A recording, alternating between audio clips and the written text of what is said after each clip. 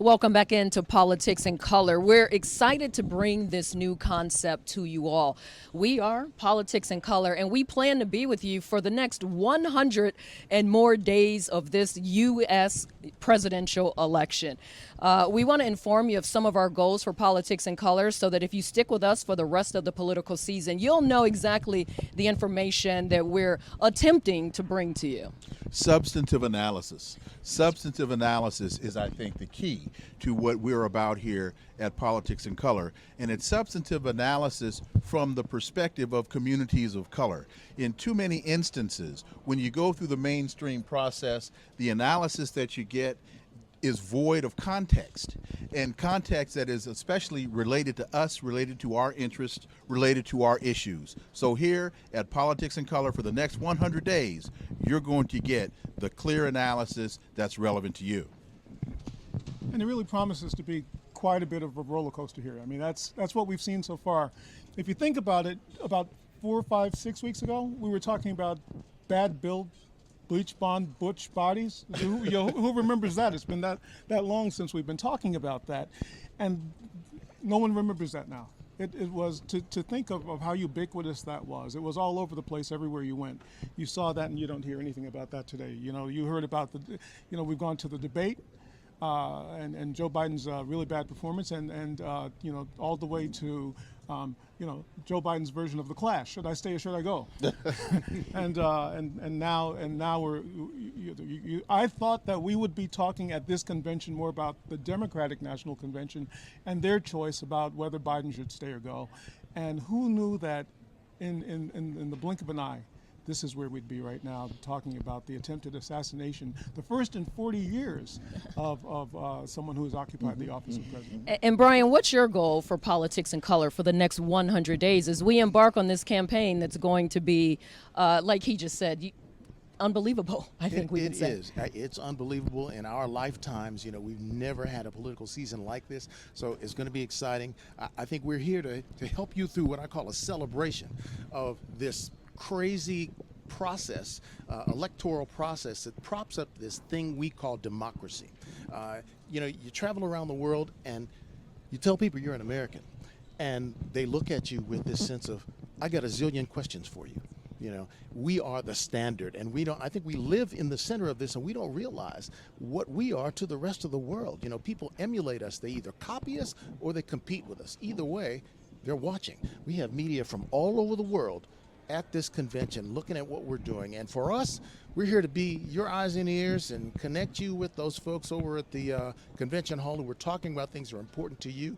We're going to let you know what they're talking about. We're going to talk to them about what you're talking about, and in the process, we're going to celebrate this. So we're here to have a party. And really quickly, to Brian's point about when you travel the world and they find out you're an American and they want to ask you questions, when they obviously then see that you're an American of color, you're an African American, then they really have a whole nother set of questions that they want insight into, and it's that whole other insight is why we're here at Politics in Color. I think when we start talking about what our goals are for Politics in Color from this day forward, yes, we're at the Republican National Convention here in Milwaukee. We'll be in Chicago for the Democratic National Convention. We're traveling along with this process as it happens. My personal goal for Politics in Color over the next 100 days is to make sure that the information that we provide is information that you understand. It's information that if you're streaming us and you go to our website at politicsincolor.com, you're understanding the stories that maybe aren't as relevant to the mainstream media, but that we understand and we want to communicate. I think that's my personal goal as we move through this. There's language that some people don't know. There's left and right, and there's jargon that maybe people don't understand. There are topics that happen in the community that aren't always at the forefront, but they are important to people of color. And people of color aren't just African Americans, they are actual people of color. And so I think that's my goal, is to try and reach as many voices on a layman's term level so that we can understand going into the next 16 weeks before Election Day here in America. And for me, it's the why. It's very easy to get the what. We can get the what a whole lot of places, and a lot of times the what is not in its proper context. But one of the things that I really am looking forward to doing with this platform through Politics in Color is explaining to our audience, to our constituents, the why. If your neighborhood's not how it wants, if you don't how you want, if it's the people in office are not who you want, you have an opportunity to make a difference. You have a chance. Unlike a lot of parts of the world, we can vote. We can have a decision on who's representing us and who's bringing us our services. If you want something, now you'll know how to get it, because we're going to help you. We're going to educate you so that you can make an informed decision on who you want to represent your interests. I think it's very simple. It's a big responsibility, I think, that we have and that you have, and we want you to be a part of it, so stay with us. And Wilmer, I think to Brian's point, and I think as we understand that we have this global audience, and just in America we know that there's more than 80 million brown, black voices, and more than 130 black and brown voices that we're speaking to. But we understand, and again, on our website, we kind of reach into the international politics of color as well, right? So we understand that the things that are affecting us in America, and we understand that we lead the world in these democracy election type situations, but we understand that there are issues that are happening here that could also be happening to our brown friends and people of color across the world, especially on the continent. And so I think there may be some familiarity with some of the topics that we discuss. Absolutely. And we have to understand that our politics has to mature. Our politics has to expand. We can no longer just be concerned about what's happening within our local sphere. We now even have to expand our perspective beyond our shores, because what's happening in Ukraine matters here. What's happening in Gaza matters here. The development of the Organization of the Sahel States, that matters here. How is Kenya being used to invade Haiti, and why? That matters here. If for no other reason, the presidential situation in South Africa matters. What's happening in Sudan matters. Absolutely, because if no other reason, to Brian's point, if you don't like what's happening in your neighborhood, and you start asking the questions, one of the answers to why aren't you getting your services? Oh, we can't afford that anymore. We don't have the money to do that. When's the last or city they don't council hear you us. went to? Right. When's the last time you voted or talked to the local people who are running your town? The other thing is, and we're talking about people of color. 2045, it's projected that folks of color will be the majority, not the collective minority. So the politicians know this. Their eyes are on us. And so if we're smart, we're going to make that investment in our politics, in going out there and voting and getting involved, because that's what makes a difference. Not only do the politicians know this, but they're planning, and many would say that plotting might even be is a much better word.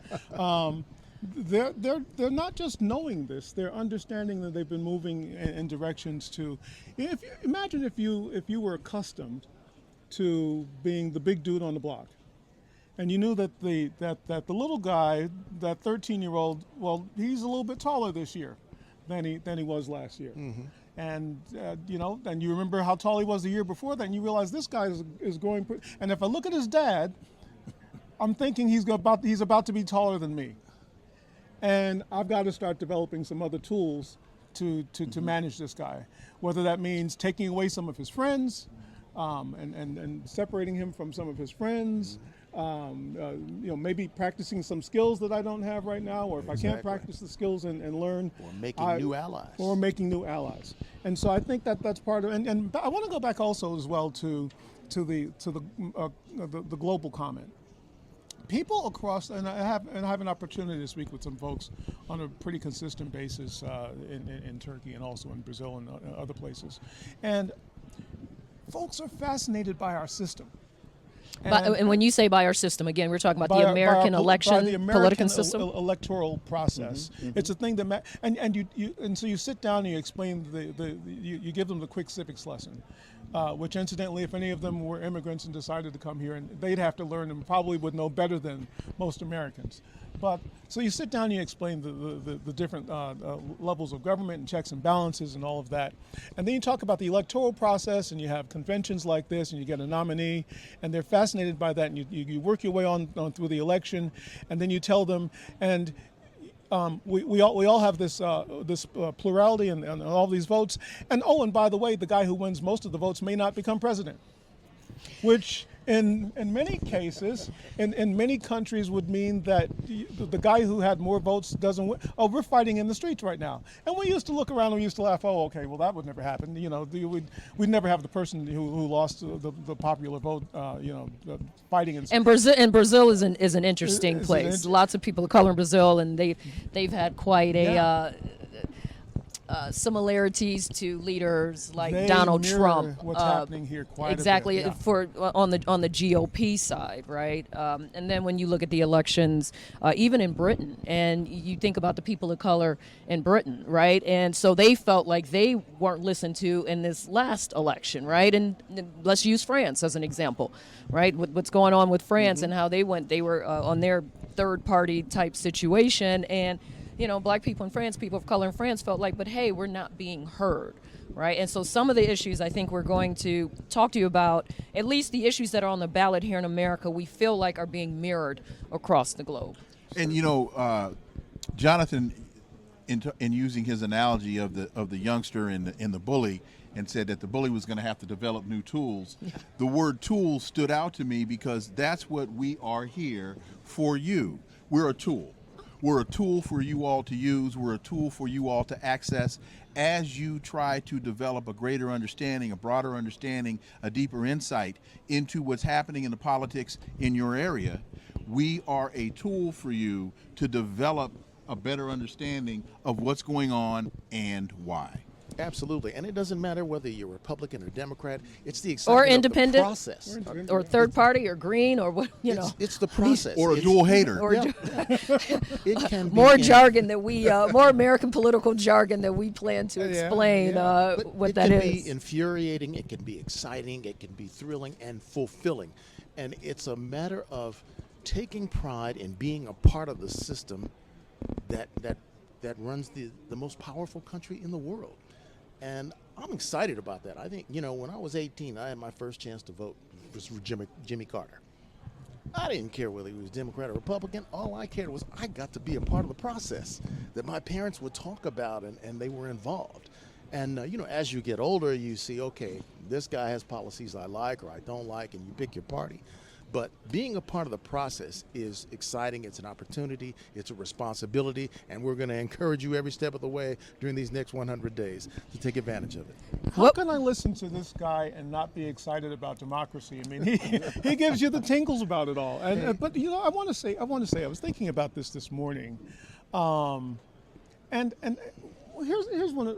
As excited as you are about this, I'm a bit frightened. I've got just enough.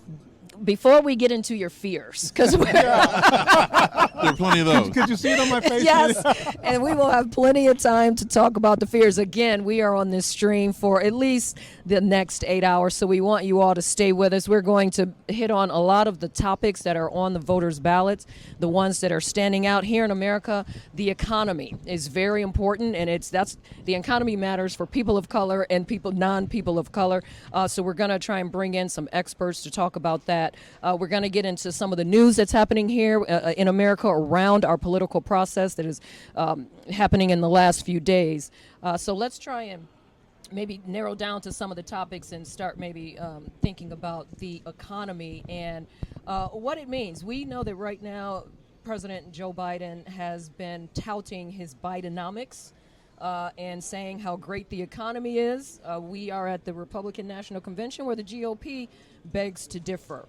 We have a special guest that is a former SEC, Security Exchange Commission vice president, that can talk to some of the downfalls that he feels like President Biden has kind of succumbed over his last 4 years. And, you're talking about fear. The fear of the American people, the older generation, is that they could possibly lose Social Security or lose their 401ks. And this is a big topic that's going into the election on November 5th.